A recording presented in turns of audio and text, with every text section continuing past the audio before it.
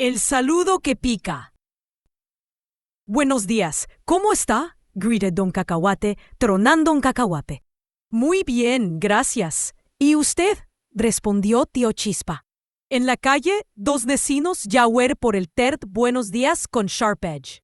Uno decía buenos, pero con cara de dead outstanding.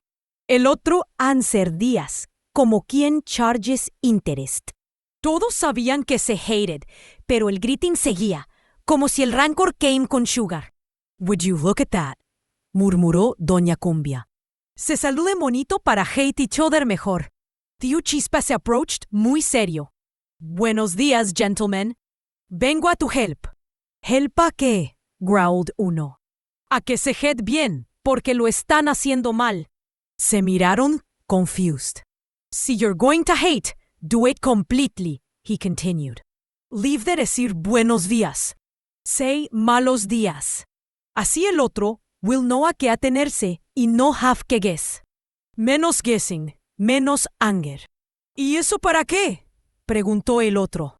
Para que el hatred no se reproduzca por politeness, dijo tío Chispa.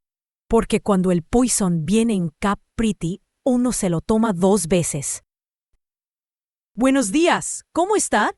Saludó don Cacahuate, tronando un cacahuate. Muy bien, gracias. ¿Y usted? Respondió tío Chispa. En la calle, 2 vecinos ya iban por el tercer buenos días con filo. Uno decía buenos, pero con cara de deuda pendiente. El otro contestaba días, como quien cobra intereses.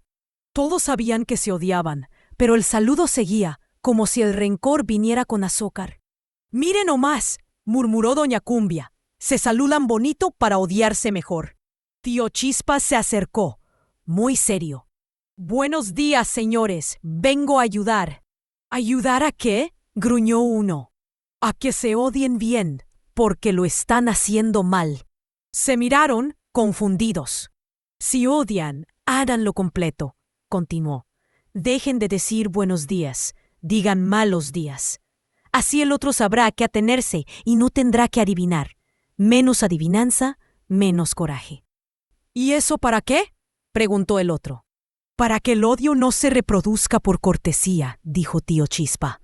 Porque cuando el veneno viene en taza bonita, uno se lo toma 2 veces.